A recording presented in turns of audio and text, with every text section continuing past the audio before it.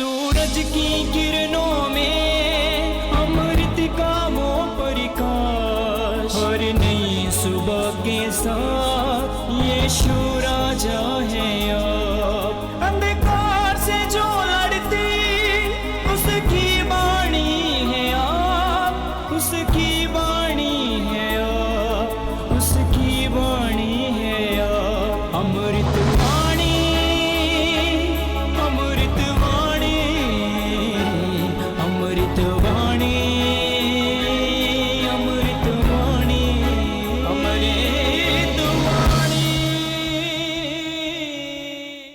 पहला पाठ सामुएल का पहला ग्रंथ अध्याय 1 पद संख्या 1 से 8।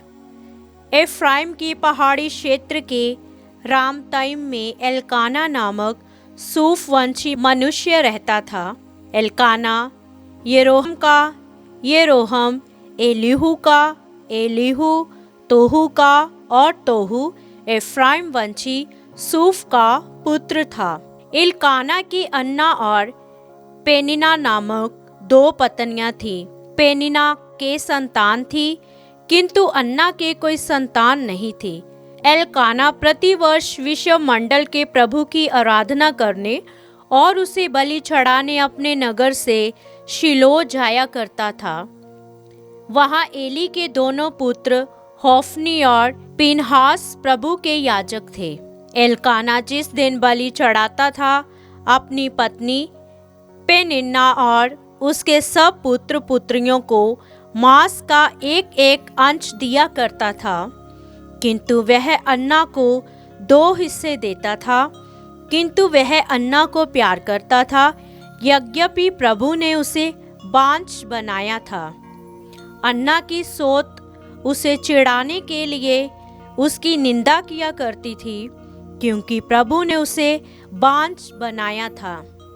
प्रतिवर्ष यही होता था, जब अन्ना प्रभु के मंदिर जाती तो पेनिन्ना उसे उसी तरह चिढ़ाया करती थी और अन्ना रोती और भोजन करने से इनकार करती थी।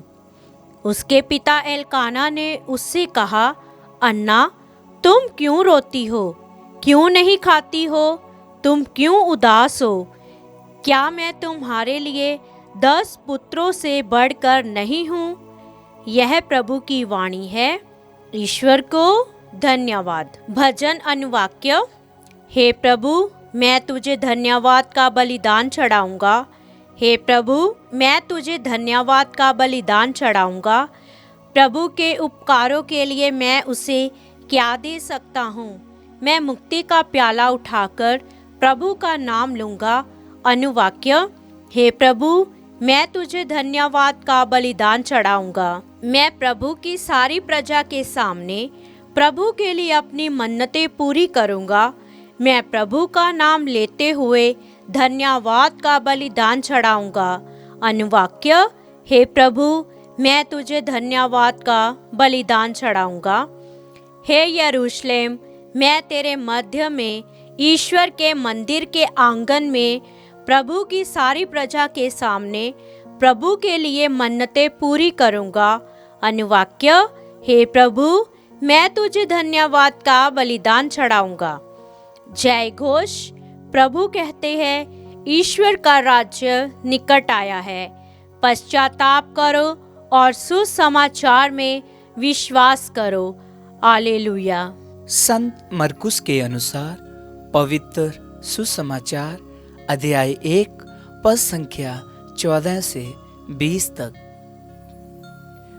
यूहन्ना के गिरफ्तार हो जाने के बाद यीशु गलीलिया आए और ये कहते हुए ईश्वर के सुसमाचार का प्रचार करने लगे, समय पूरा हो चुका है, ईश्वर का राज्य निकट आ गया है।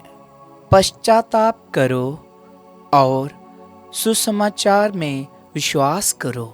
गलीलिया के समुद्र के किनारे से होकर जाते हुए यीशु ने सिमोन और उसके भाई एंद्रियास को देखा। वह समुद्र में जाल डाल रहे थे, क्योंकि वह मछुए थे। यीशु ने उनसे कहा, मेरे पीछे चले आओ, मैं तुम्हें मनुष्यों के मशुए बनाऊंगा। और वह तुरंत अपने जाल छोड़कर उनके पीछे हो लिए। कुछ आगे बढ़ने पर यीशु ने जबेदी के पुत्र याकूब और उसके भाई यूहन्ना को देखा। वह भी नाव में अपने जाल मरम्मत कर रहे थे। यीशु ने उन्हें उसी समय बुलाया। वह अपने पिता जबेदी को मजदूरों के साथ नाव में छोड़कर उनके पीछे हो लिए। प्रभु का सुसमाचार। ख्रीस्त की जय।